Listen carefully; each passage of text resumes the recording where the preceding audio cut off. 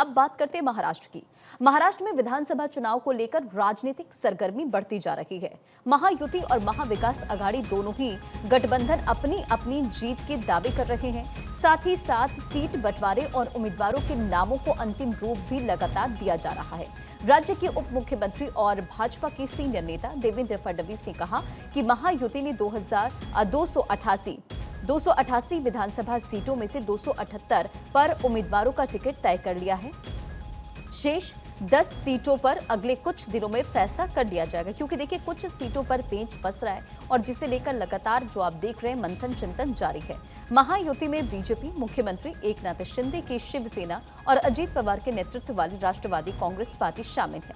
अब तक बीजेपी ने 99, शिवसेना ने 40 और एनसीपी ने 38 सीटों के लिए उम्मीदवारों की घोषणा की है। तो राष्ट्रवादी कांग्रेस पार्टी यानी कि एनसीपी अजित गुट ने अपनी उम्मीदवारों की एक सूची जारी कर दी है और इस लिस्ट में नवाब मलिक की बेटी सना मलिक और बाबा सिद्दीकी के बेटे जिशान सिद्दीकी का नाम भी शामिल है। जारी लिस्ट के मुताबिक नवाब मलिक की अब बेटी सना मलिक को जहां अणुशक्ति नगर से टिकट मिला है, तो वहीं जिशान सिद्दीकी को बांद्रा ईस्ट से चुनाव लड़ेंगे वो, और बीजेपी से आए निशिकांत पाटिल को इस्लामपुर से, तो संजय काका रामचंद्र पाटिल को तासगांव और कवठे महाकाल से उम्मीदवार बनाया गया है।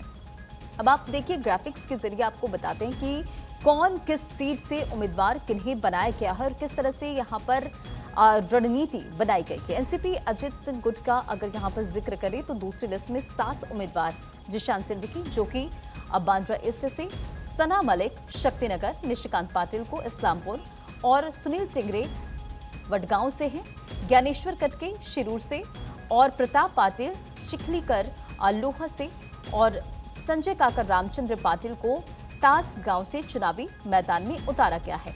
और इससे पहले कांग्रेस ने महाराष्ट्र विधानसभा चुनाव के लिए गुरुवार को 48 उम्मीदवारों की पहली सूची जारी की थी। इसमें प्रदेश कांग्रेस कमेटी के अध्यक्ष नाना पटोले, पूर्व मुख्यमंत्री पृथ्वीराज चव्हाण और विधानसभा में नेता प्रतिपक्ष विजय वडेट्टीवार और कई अन्य वरिष्ठ नेताओं के नाम इसमें शामिल हैं। कांग्रेस की इस पहली सूची में 25 विधायकों पर एक बार फिर से विश्वास जताया गया है। वहीं शरद पवार गुट वाले एनसीपी ने 45 उम्मीदवारों की अपनी पहली सूची जारी की है और इसके मुताबिक योगेंद्र पवार राज्य के उप मुख्यमंत्री और अपने चाचा अजित पवार के खिलाफ बारामती निर्वाचन क्षेत्र में से चुनाव लड़ेंगे। योगेंद्र पवार के अलावा जयंत पाटिल इस्लामपुर से और अनिल देशमुख कटोल चुनाव से लड़ेंगे।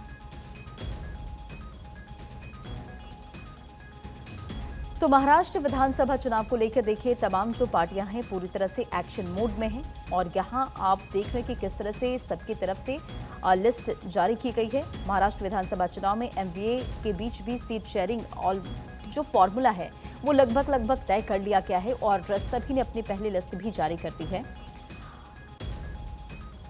तो महाराष्ट्र में 20 नवंबर को सिंगल फेज में वोटिंग होगी और रिजल्ट 23 नवंबर को नतीजे आ जाएंगे। राज्य की विधानसभा का कार्यकाल 26 नवंबर को खत्म हो रहा है और इससे पहले आपने देखा कि किस तरह से लगातार सीट शेयरिंग का फॉर्मूला तय किया गया। महायुति की बात करें या एमवीए की बात करें, दोनों की तरफ से तमाम जो दिग्गज थे वो मीटिंग लेते नजर आए। कई सीटों पर पेंच फंसता नजर आए तो उसे सॉल्व करने की कोशिश की गई।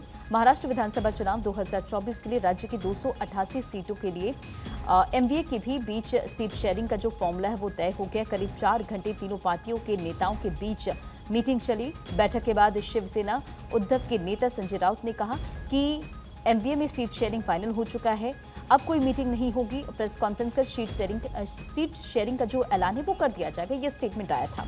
अब देखिए जो रिपोर्ट सामने आई है, एमवीए में लोकसभा चुनाव के रिजल्ट को आधार बनाकर विधानसभा चुनाव में सीट शेयरिंग तय की गई है। और इसी खबर पर एक अपडेट के साथ हमारे सहयोगी सत्यप्रकाश जुड़ गए। सत्यप्रकाश, एमवीए और महायुति जो कि पूरी तरह से एक्शन मोड में है महाराष्ट्र विधानसभा चुनाव को लेकर, किस तरह से रणनीति बनाते हुए दोनों ही पार्टियां चुनावी मैदान में उतर रही है?